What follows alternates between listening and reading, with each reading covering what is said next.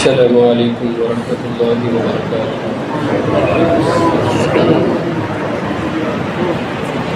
إن الحمد لله نحمده ونستعينه ونستغفره ونعوذ بالله من شرور أنفسنا ومن سيئات أعمالنا من يهده الله فلا مضل له ومن يضلله فلا هادي له وأشهد أن لا إله إلا الله وحده لا شريك له ونشهد أن محمدًا عبده ورسوله. يا أيها الذين آمنوا اتقوا الله حق تقاته ولا تموتن إلا وأنتم مسلمون. يا أيها الناس اتقوا ربكم الذي خلقكم من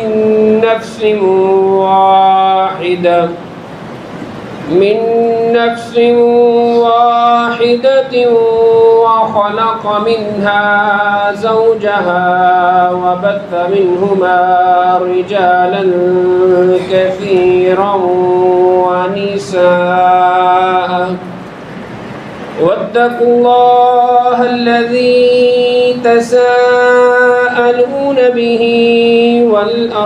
والأرحام إن الله كان عليكم رقيبا. يا أيها الذين آمنوا اتقوا الله وقولوا قولا سديدا يصلح لكم أعمالكم ويغفر لكم ذنوبكم ومن يطع الله ورسوله فقد فاز فوزا عظيما.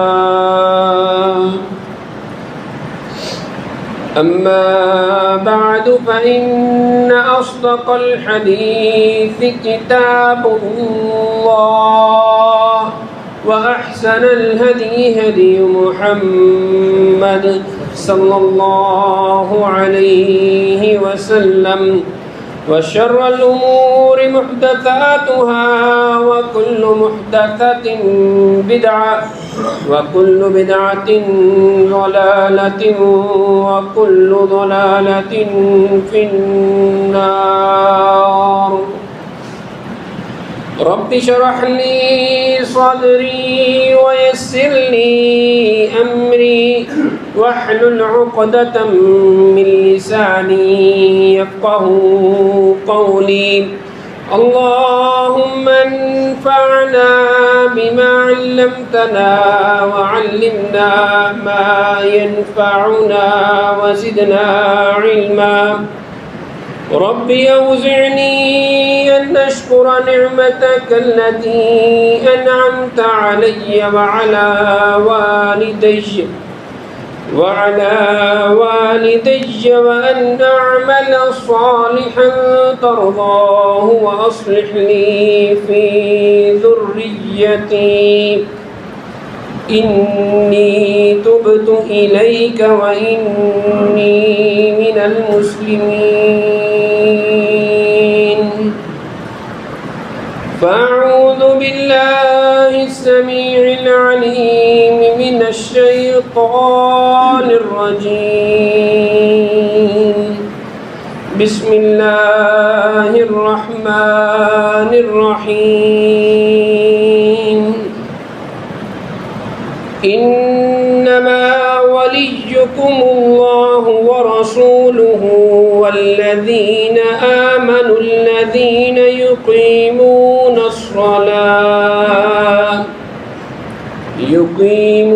الصلاة ويؤتون الزكاة وهم راكعون.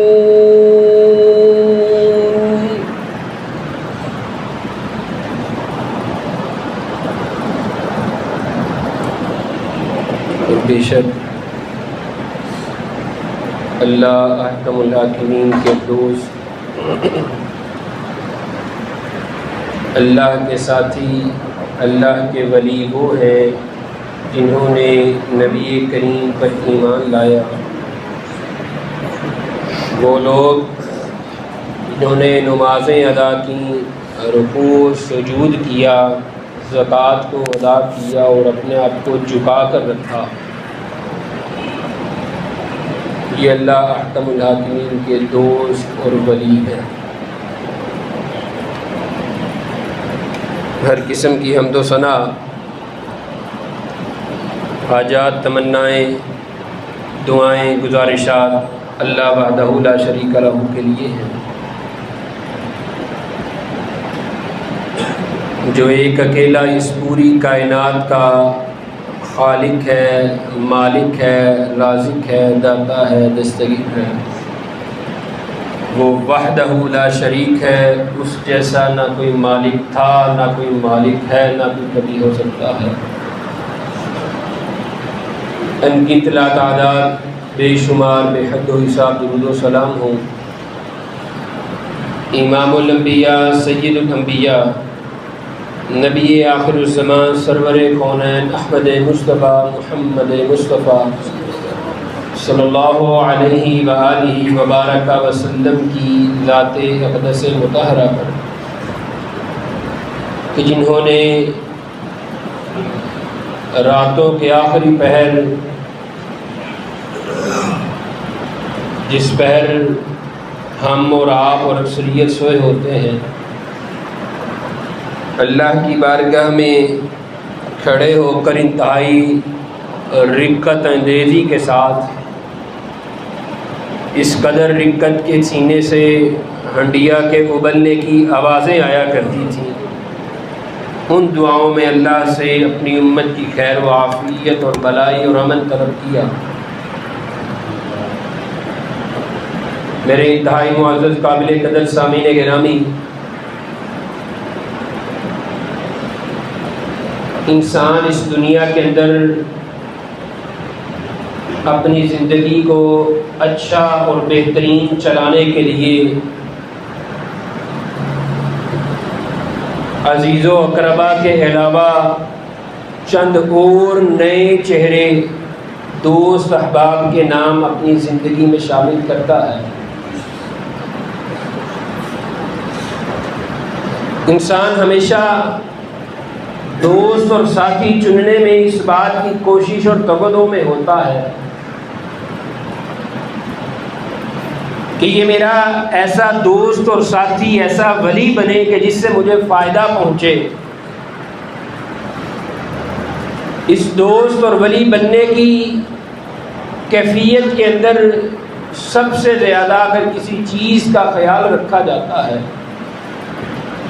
تو وہ اس بات کا ہوتا ہے کہ میری زندگی کے اندر کئی اونچ نیچ اتار چڑھاؤ آئے تو کیا میرا یہ دوست اس اونچ نیچ اتار چڑھاؤ میں میری یہ سہیلی میرا ساتھ دے گی یا نہیں۔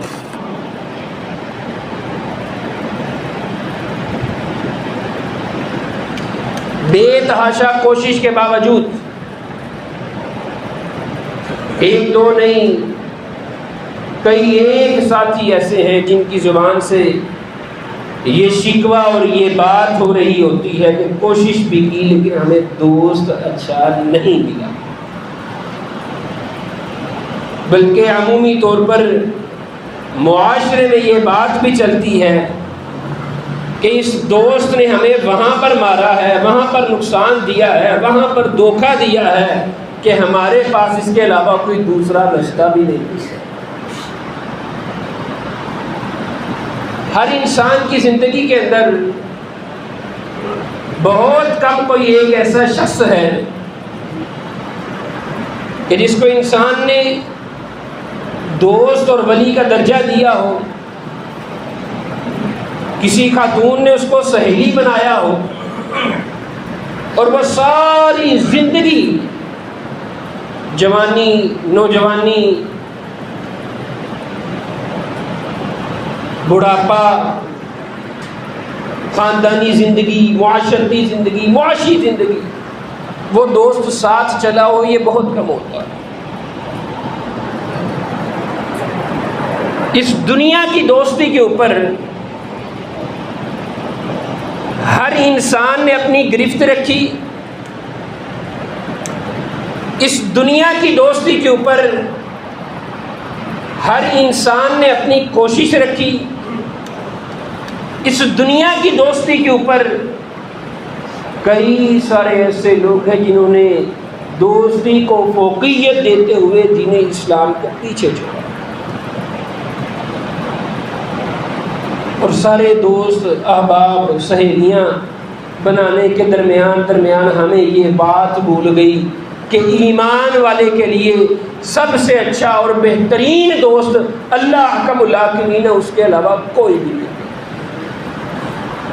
عبادت کیوں کرتے ہیں؟ اللہ کی محبت مل جائے۔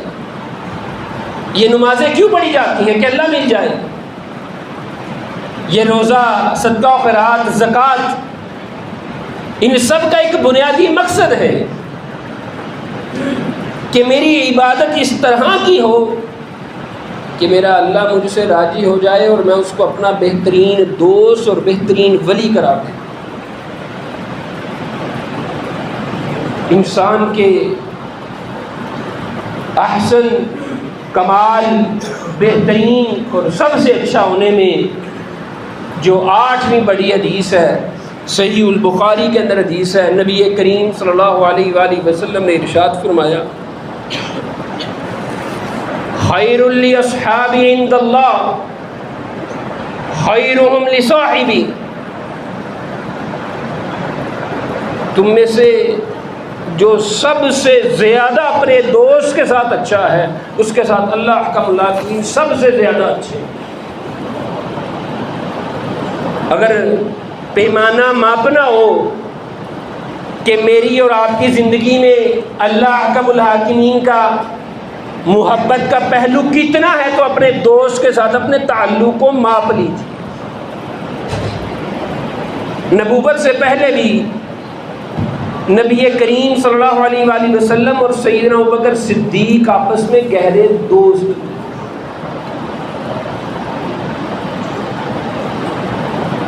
اور نبوت کے بعد یہ دوستی اس سے بھی کئی زیادہ گنا گہری ہو گئی، اور اس دوستی کی پہلی نشانی جب نبی کریم صلی اللہ علیہ وآلہ وسلم نے سیدنا ابوبکر صدیق سے کہا کہ میں اللہ کا نبی ہوں، تو سیدنا ابوبکر صدیق نے آگے سے کیوں، کیا، کیسے، سوال و جواب، بحث سے تکرار کوئی بھی نہیں، آمنت باللہ، ایمان لے آئے اسی لمحے۔ خیر لاصحابی، بہترین دوست سیدنا ابوبکر صدیق نبی کریم کے اوپر سب سے پہلے ایمان لانے والے،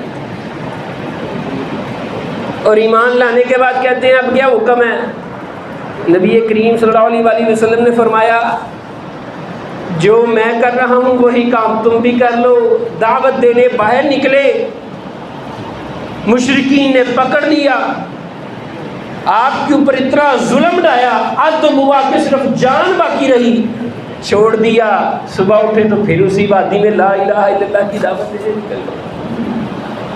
اور وہ جو 10 عشرہ مبشرہ کے صحابی ہیں جن کو اللہ نے جنت کی بشارت دی، دنیا میں جتنی بھی زندگی باقی تھی لیکن جنت کی بشارت دی، ان میں سے 6 عشرہ مبشرہ صحابی ہیں جن کو اسلام قبول کروانے میں سیدنا ابوبکر صدیق کا سب سے پہلا اور اہم کردار رہا، اور ان میں بڑے بڑے جید صحابہ سیدنا عثمان رضی اللہ تعالی عنہ بھی اسی لسٹ میں۔ انسان کی دوستی اس کی زندگی اور اس کی آخرت کے دونوں پیراؤں کو بہترین بنا دیتی ہے۔ اور ایمان لانے کے بعد نبی کریم صلی اللہ علیہ وآلہ وسلم نے فرمایا ابو بکر میں محمد صلی اللہ علیہ وآلہ وسلم نے اللہ کو اپنا ولی بنا لیا ہے، اللہ کو اپنا خلیل بنا لیا ہے۔ اگر مجھ محمد کو اختیار ہوتا تو میں ابو بکر کو اللہ اپنا ولی اور اپنا خلیل بناتا، اور اسی کا نتیجہ تھا۔ آخری خطبہ میں آپ نے کہا یہ میرا واحد دوست ہے، میرا واحد ولی ہے، ابو بکر ہے، کہ جس کے احسان میں نہ اس دنیا میں چکا پایا ہوں، اس کے احسان صرف اللہ چکا پائے گا۔ بہترین دوست جس کے ساتھ انسان کی دوستی گہری ہوتی ہے، جتنا انسان اپنے دوست کے ساتھ خیر اور بھلائی والا تعلق رکھتا ہے، اتنی ہی اللہ کے ساتھ انسان کی محبت گہری ہو جاتی ہے۔ اللہ کی محبت کو پانا چاہتے ہیں تو اس کا 8واں بنیادی اصول یہ ہے کہ انسان کی اپنے دوسرے دوست کے ساتھ تعلق اور محبت ایمان کے اوپر گہری ہونی چاہیے۔ اور اسلام قبول کرنے کے بعد سیدنا ابوبکر صدیق اور جناب عمر فاروق رضی اللہ تعالی عنہ کی دوستی گہری ہو گئی، خیر الاصحاب، بہترین دوست بن گئے۔ اور پھر آپ نے سیدنا ابوبکر صدیق کے بارے میں فرمایا کہ میں نے کوئی ایک بھی خیر ایسی نہیں پائی جو میں نے ابوبکر کو کرتے ہوئے نہ دیکھا ہوں۔ اللہ، ہر نیکی وہ کہتے ہیں میں نے سیدنا ابوبکر صدیق کو کرتے ہوئے دیکھا۔ اور کہہ کون رہے ہیں؟ سیدنا عمر فاروق، جن کے بارے میں شیطان دیکھ کر راستہ بدل لیتا ہے، دوڑ جاتا ہے، ڈبکی لگا لیتا ہے، وہ یہ بات کہہ رہے ہیں کہ میں نے سیدنا ابوبکر صدیق میں سب سے زیادہ خیر پائی، اس سے زیادہ بہتر نبی کریم کے بعد کسی میں نہیں پائی۔ ایک محفل میں بیٹھے ہوئے تھے، آنے والا ایک آیا، سیدنا عمر فاروق کے سامنے آپ کی تعریف کرے، آپ کے دین اور اکرام کے بارے میں اظہار کرے۔ سیدنا عمر فاروق نے بڑے دھیمے سے لہجے میں اس کو کہا، لگتا ہے تم نے ابھی ابو بکر کے بارے میں سنا اور پڑھا نہیں۔ خیر الاصحاب، بہترین دوست، بہترین سہیلی، آپس کا تعلق ایمان اور دین کے ساتھ اتنا گہرا ہو کہ یہ اللہ کا ملاقمین کی محبت مل جائے، اس سے بہترین سودا کوئی نہیں۔ اور پھر یہی دنیا میں محبت آگے بڑھی۔ نبی کریم صلی اللہ علیہ وآلہ وسلم منبر کی تیسری سیڑھی کے اوپر کھڑے ہو کر خطبہ دیا کرتے تھے یا بیٹھا کرتے تھے۔ آپ کی وفات کے بعد جناب ابوبکر صدیق نے کہا کہ میں نہیں سمجھتا کہ محمد رسول اللہ صلی اللہ علیہ وآلہ وسلم کی کوئی برابری کر سکتا ہے۔ آپ نے منبر کی دوسری سیڑھی کے اوپر کھڑے ہو کر بیٹھ کر خطبہ اور درس دینا شروع کر دیا۔ خلیفہ ہیں، خلیفہ اول ہیں۔ آپ کی وفات کے بعد سیدنا عمر فاروق کا وقت آیا، وہ کہتے ہیں میں نے اپنے بہترین دوست کو کھویا ہے، مجھے نہیں لگتا میں اس کی برابری کر سکتا ہوں۔ وہ منبر کی پہلی سیڑھی کے اوپر کھڑے ہو کر درس دیا۔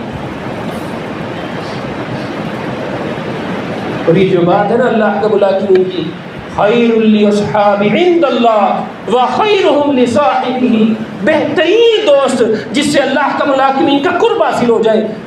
دراصل اس میں اللہ کی ڈیمانڈ ہے کہ یہ معاشرہ محبت سے پنپتا رہے۔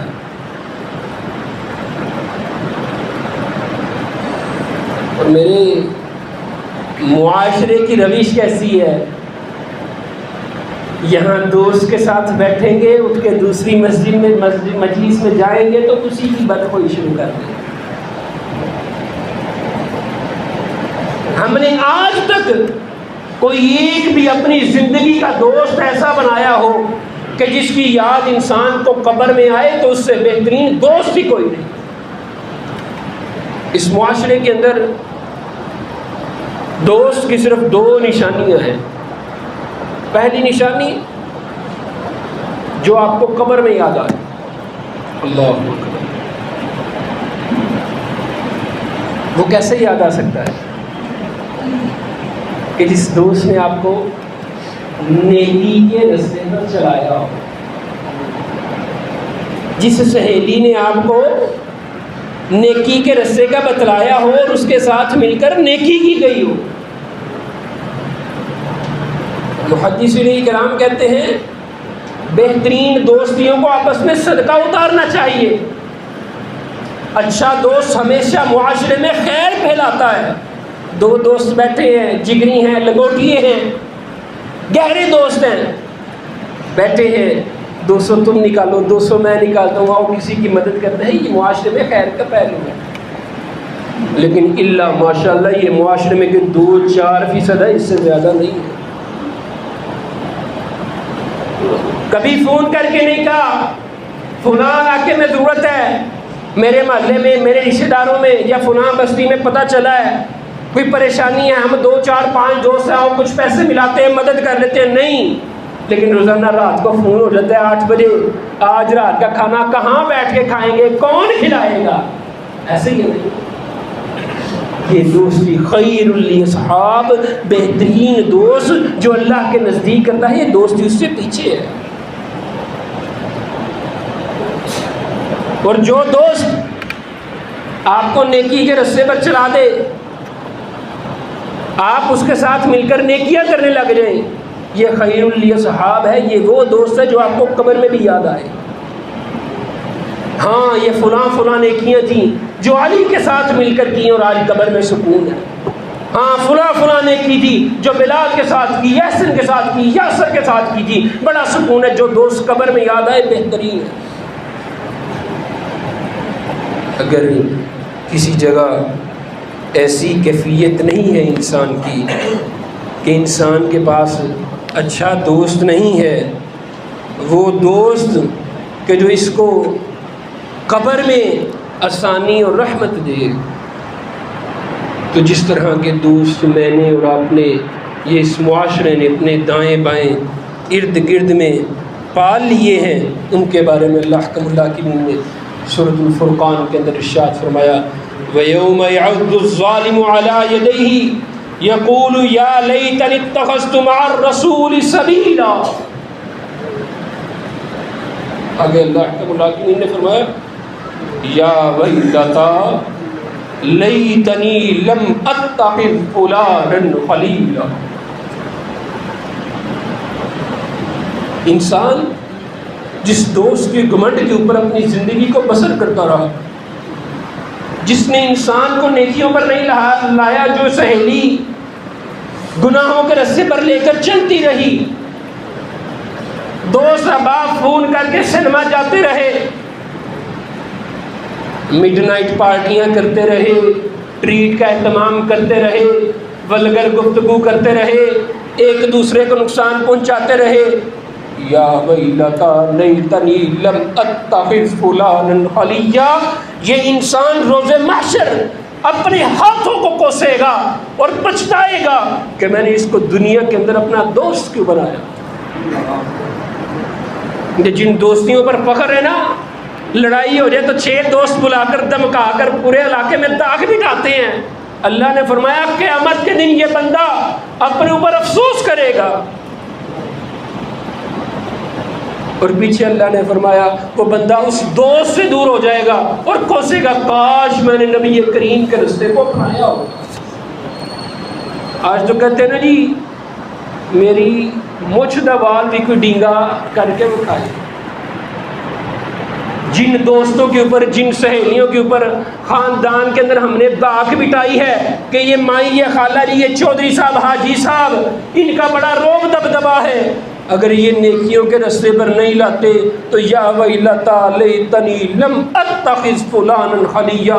محشر کا میدان ہوگا، اللہ کی بارگاہ ہوگی، وہ اللہ کے سامنے اپنے آپ کو کوسے گا، اپنے آپ کو برا بھلا کہے گا اور اس دوست کو بہت برا کہے گا، یہاں تک کہ پچھتاتا رہے گا میں نے دنیا میں اس کے ساتھ اپنا دن بھی کیوں گزارا.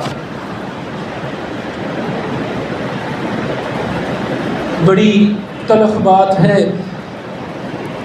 دوست احباب ساتھی ہوتے ہیں آپس میں، خدا نہ خواستہ کسی جگہ پر سفر میں جا رہے ہیں، 4-5 نماز ساتھی ہیں آپس میں، ان کو اتنی توفیق نہیں ہوتی کہ نماز پڑھ لیں. سارا سفر چلتا ہے، گانا بھی چلتا ہے، میوزک بھی چلتا ہے، فلم ڈیک سب سارا کچھ گاڑی میں چلا ہے، ہر قسم کی حرام کاری، ہر قسم کی فحش گوئی کی جاتی ہے، زبان سے ہر قسم کے برے الفاظ ادا کیے جاتے ہیں. اگر یہ دوست ہے تو نبی کریم نے فرمایا لیتنی، انسان ان سے بھاگے گا، پیچھے ہو جائے گا، اعلان برات کرے گا. اور جس چیز کے بارے میں انسان کو محشر کے میدان میں پچھتاوا ہو، انسان کے پاس واپس آنے کا راستہ نہیں۔ اچھے دوست کی پہلی نشانی یہ ہے کہ اس کے ساتھ جب زندگی بسر ہوتی ہے، اس کے ساتھ جب روز و شب گزرتے ہیں تو انسان نیکیوں میں ملبوس رہتا ہے۔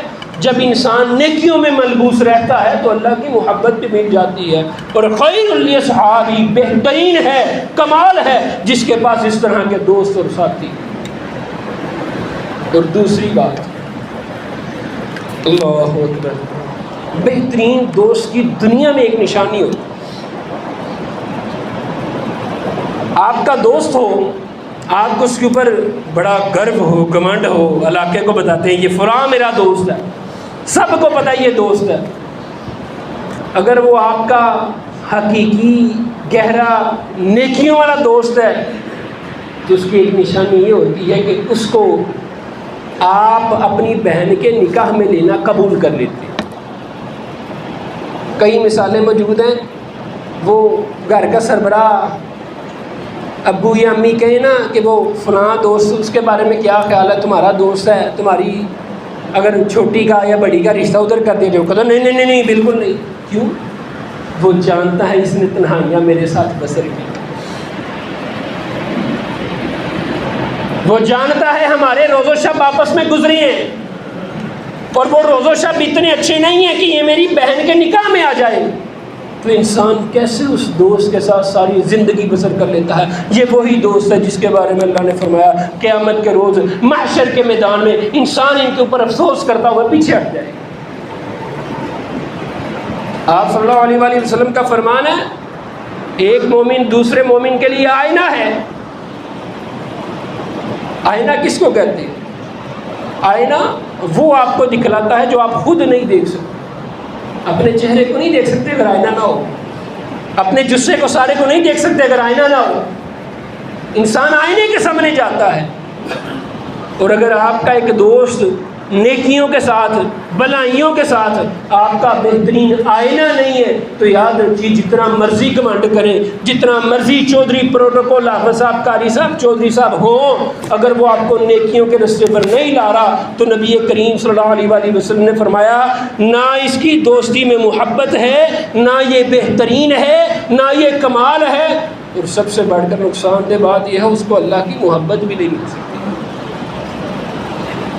اللہ کی محبت پانے کا بہترین اہم 8واں اصول انسان کے احسن اور کمال ہونے کا یہ ہے کہ انسان کے جو دائیں بائیں دوست ہوتے ہیں وہ اچھے اور بہترین ہوتے ہیں۔ جتنا ان کے ساتھ دینی تعلق گہرا ہوتا ہے اتنی ہی اللہ کے ساتھ محبت گہری ہو جاتی ہے۔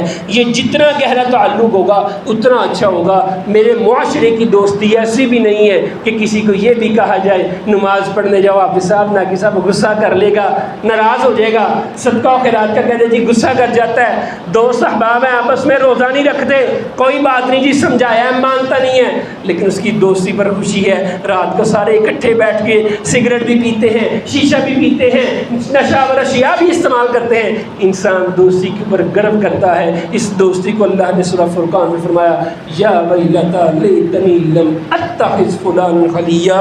اس دنیا میں زندگی بسر کرنے والوں، اپنے دوستوں کے اوپر گھمنڈ کرنے والوں، ان دوستوں کے ساتھ مل کر گناہ اور برائیوں کے اندر جانے والوں، ذہن میں رکھو اللہ کا ملاکمین نے فرمایا یہی ان کے اوپر سب سے زیادہ تم قیامت کے روز پچھتاؤ گے۔ اللہ کا ملاکمین سے دعا ہے اللہ ہمیں حقیقی معنوں میں ہمیں خیر الاصحاب بہترین دوست بنانے کی توفیق دے، وہ دوست جو خود بھی نیکی کرے ہمیں بھی نیکی کروائے، اور دو نیکی کرنے والے اس معاشرے میں نیکی کو پھیلائے۔ یہ خیر ہے، اس معاشرے کا حسن ہے۔ اللہ کا ملاکمین سے دعا ہے اللہ عمل کرنے کی توفیق عطا فرمائے۔ وآخر دعوانا الحمدللہ رب العالمین۔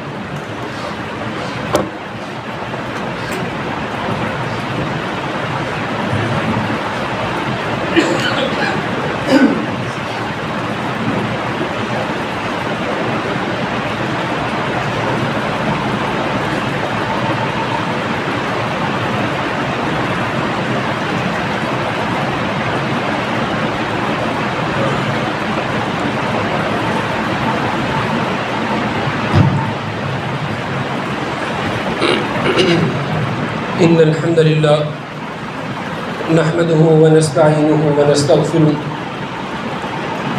ونؤمن به ونتوكل عليه ونعوذ بالله من شرور أنفسنا ومن سيئات أعمالنا من يهده الله فلا مضل له ومن يضلل فلا هادي له وأشهد أن لا إله إلا الله وحده لا شريك له وأشهد أن محمدا عبده ورسوله اللهم صل على محمد وعلى آل محمد كما صليت على إبراهيم وعلى آل إبراهيم إنك حميد مجيد اللهم بارك على محمد وعلى آل محمد كما باركت على إبراهيم وعلى آل إبراهيم إنك حميد مجيد.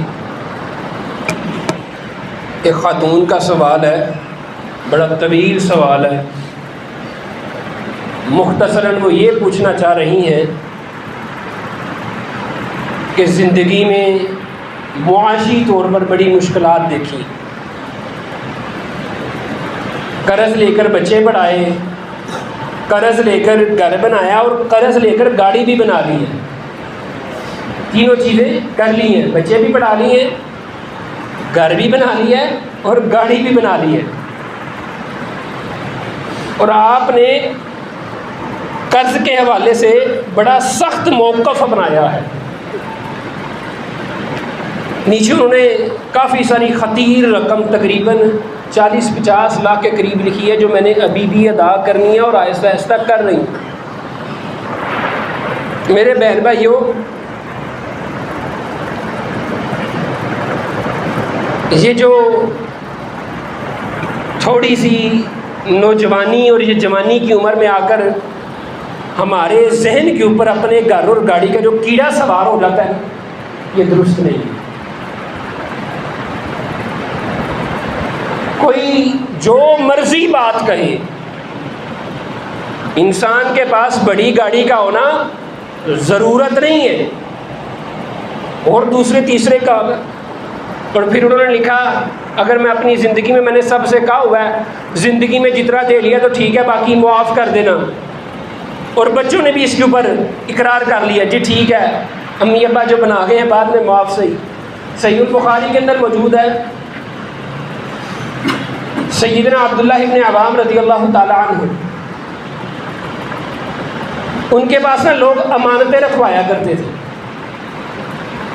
تو ان کے پاس جو بھی کوئی شخص امانت رکھوانے آتا تھا نا، وہ اس کو کہتے تھے یہ تیرا قرض ہے جو میں نے تجھے دینا ہے. کسی نے پوچھا کیوں؟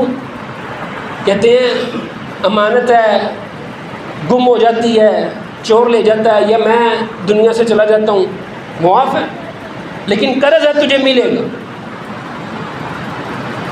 ایک جنگ کے دوران وہ زخمی ہوئے، شہید ہونے سے پہلے اپنے بیٹے کو بلایا، عبداللہ ان کا نام تھا رضی اللہ تعالیٰ عنہ. سیدنا زبیر نے ان کو بتایا بیٹا میرے اوپر اتنا اتنا قرض ہے اور اس کو اتارنا ہے. بیٹے نے نہیں سیدنا زبیر سے کہا بھائی کہڑے بندے میں تو کبھی دیکھے ہی نہیں. اسی لمحے وہ شہید ہو گئے کہ جنازے کے بعد وہ نبی کریم کے پاس بیٹا آیا سیدنا عبداللہ ابن زبیر، کہتے ہیں اللہ کے رسول میرے باپ کی عادت ہوا کرتی تھی جو امانت رکھوانے آتا تھا قرض سمجھ کے رکھ لیتے تھے، اور اتنا ان کا قرض دینے والا ہے کہ میرے وہم و گمان میں بھی نہیں. کچھ دن لگا کر حساب و کتاب کیا گیا، دن ایک آدھے گھنٹے میں نہیں گنا گیا، تو پتہ لگا کہ انہوں نے تقریباً 20 لاکھ درہم دینے ہیں. 20 لاکھ درہم. اس دور میں درہم خالص چاندی کا ہوا کرتا تھا، آج تو ملتی نہیں. 20 لاکھ درہم دینے ہیں. آج کے بھی دور میں کوئی 15-20 کروڑ روپیہ بنتا ہے. اور پھر وہ کہتے ہیں اللہ کے رسول مجھے میرے باپ نے کہا تھا کہ جو دعا نبی کریم نے مجھے سکھائی ہے وہی دعا کرنی ہے. وہ دعا تھی جو پچھلے جمعے بتائی اللہم اکفنی بحلالک عن حرامک واغننی بفضلک عمن سواک.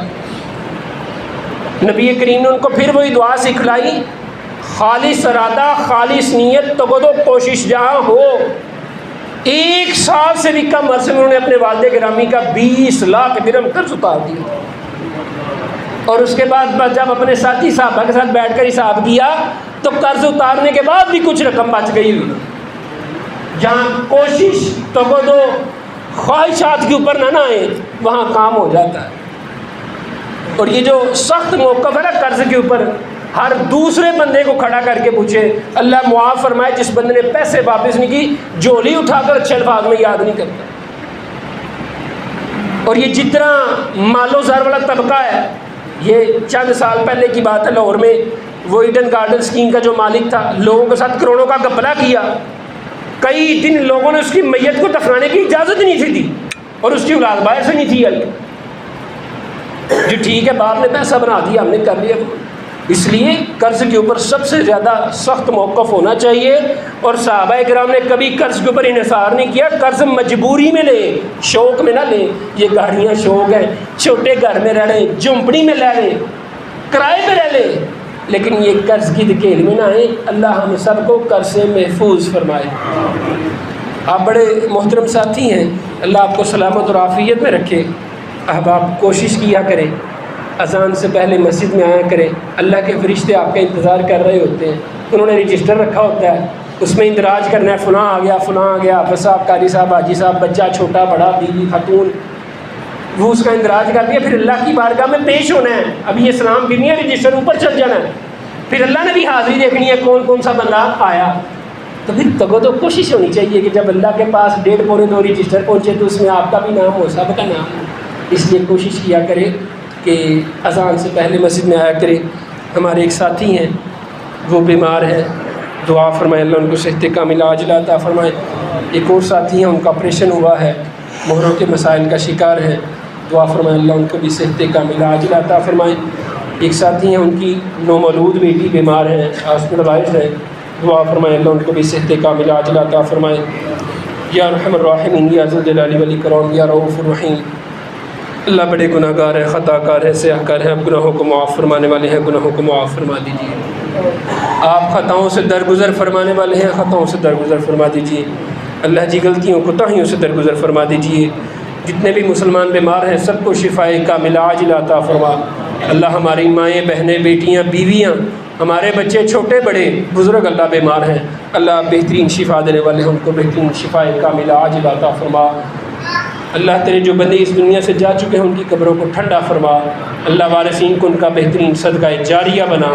اللہ ہمیں اپنے دائیں بائیں بہترین دوست بنانے کی توفیق عطا فرما۔ اللہ ہماری دوستیوں کو نیکیوں سے لبریز فرما۔ اللہ ہماری دوستیوں کو نیکیوں کے ساتھ لبریز فرماتے ہوئے اپنی بہترین محبت عطا فرما۔ یا ذو الجلال والاکرام پریشان حال لوگوں کی پریشانیوں کو دور فرما۔ اللہ جو مالی طور پر پریشان ہیں اللہ ان کے لیے آسانیاں فرما۔ جنہوں نے قرض کی ادائیگی کرنی ہے قرض کی ادائیگی آسان فرما۔ جنہوں نے قرض دینا ہے لے کر بھول گئے ہیں اللہ ان کی اصلاح فرما، ان کی کیفیتوں کو تبدیل فرما۔ اللہ ہمارے بچوں کو سنہری کامیابیاں عطا فرما۔ میاں بیوی کے رشتے میں گہری محبتوں اور اتفاق کو پہرا فرما۔ اللہ جن کے رشتے نہیں ہو رہے اللہ ان کے لیے رشتے آسان فرما۔ نیک ساحل بیٹے بیٹیوں کے رشتے اللہ آسان فرما۔ جن کے پاس اولاد نہیں ہے آپ بہترین بیٹے بیٹیاں دینے والے ہیں، اللہ نیک بیٹے اور بیٹیاں عطا فرما۔ اللہ ہر قسم کی آزمائش اور تکلیف سے محفوظ فرما۔ ہمیں نرم دل اور عادل حکمران عطا فرما۔ اللہ ہر قسم کے فتنوں اور انتشار سے محفوظ فرما۔ اللہ رہزنوں سے محفوظ فرما، چوری ڈکیتیوں سے محفوظ فرما، ہر قسم کی لڑائی اور بغض سے محفوظ فرما۔ اللہ مسجد میں بیٹھے ہیں تیرے سامنے جبیں کو رکھنا ہے، اللہ ہمارے دلوں کی کیفیت کو تبدیل فرما دیجیے۔ اللہ جو لوگ مخلوق الحال ہیں اللہ ان کے لیے آسانیاں فرما، ہمیں ان کے ساتھ بہترین طریقے سے تعاون کرنے والا بنا، ان کی بہترین خیر اور مدد اور بھلائی کرنے والا بنا۔ اللہ ہماری دعاؤں کو قبول فرما۔ یا قاضی الحاجات اقض حاجاتنا وحاجات المسلمین، یا شافی الامراض اشف مرضنا ومرض المسلمین، اذهب البأس رب الناس واشف انت الشافی لا شفاء الا شفاءک شفاء لا یغادر سقما۔ اللهم اجرنا من النار، اللهم انا نسألك العافیة في الدنيا والآخرة۔ سبحان ربك رب العزة عما يصفون وسلام على المرسلين والحمد لله رب العالمين۔